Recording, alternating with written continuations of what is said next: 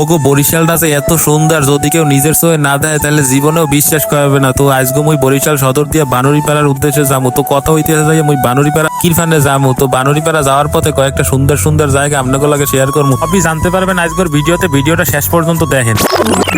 Hello everyone, আসসালামু আলাইকুম। আমি আপনাকে বরিশাল লোমর আশা করতে আছি সবাই ভালো আছেন। তো আজকে সকাল সকাল আমি আর আমার মা বাইরে গেলাম কিছু কেনাকাটা করার জন্য। তো কথা হইতেছে কেনাকাটা করবো কিসের জন্য? কেনাকাটা করবো আমার বাবারে সৌদি আরব কিছু মাল জিনিস পাঠানোর জন্য। এই জন্যই মূলত আমরা বানুরিপাড়া যাচ্ছি এগুলো দিয়ে আসতে। কেনাকাটা শেষে আমি আর আমার কাকায় রওনা দিয়ে দিলাম বানুরিপাড়ার উদ্দেশ্যে। তো যাওয়ার পথে প্রথমে যে সুন্দর জায়গাটা আপনাকে দেখাম সেটা হচ্ছে বরিশালের দুর্গাসাগর। তো চারিদিকে সুন্দর দেয়ালে ঘেরা এবং ভিতরে বড় এক দিঘি নিয়ে তৈরি হয়েছে এই দুর্গাসাগর। শোনা গেছে অনেকের মুখে মোগল আমলে নাকি কোন সম্রাট তার বোন নামে এই দিঘি খনন করছে, আর তার বোন নাম ছিল দুর্গা, তার জন্য এই সাগরের নাম নাকি দুর্গাসাগর করা হয়েছে। যাক মোগো হ্যাঁ শুনে লাভ নাই, মোরা মোগো বোর ফান্ডে একটা কুয়াও খনন করবো না। তারপর মোরা যাওয়ার সময় একটা সুন্দর মসজিদ দেখতে পাইলে, মসজিদটার নাম বড় একসারাপাড়া জামে মসজিদ। এরপর যে আপনাকে একটা ভিউ দেখাম, এইটা হলো এক কথায় কওয়া যায় অস্থির ভিউ। যদি কেউ এই রাস্তায় না যান তাহলে এই ফিল্ডে পাইবেন না আসলে।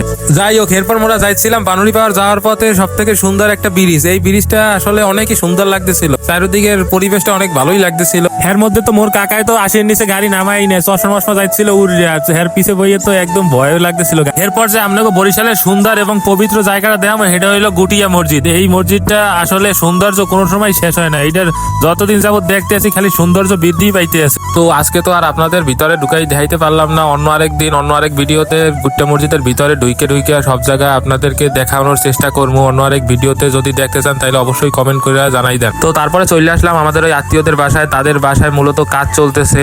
ভিতরে ঢুকে গেলাম, ভিতরে ঢুকে তারপরে গাড়ি পার্কিং কইরা ভিতরে চলে গেলাম। এরপরে আমাদেরকে নাস্তা পানি খাইয়া আমাদের কাজ শেষ করে আবার ব্যাক করে চলে আসলাম। তো আজকের ভিডিও এই পর্যন্ত। ভিডিও যদি ভালো লেগে থাকে একটা লাইক করে দিন, আর ফেসবুক পেজটা ফলো করে দিন। আর আজকের ভিডিওটা কেমন লাগছে অবশ্যই কমেন্ট বক্সে জানাবেন। আল্লাহ হাফেজ, আসসালামু আলাইকুম।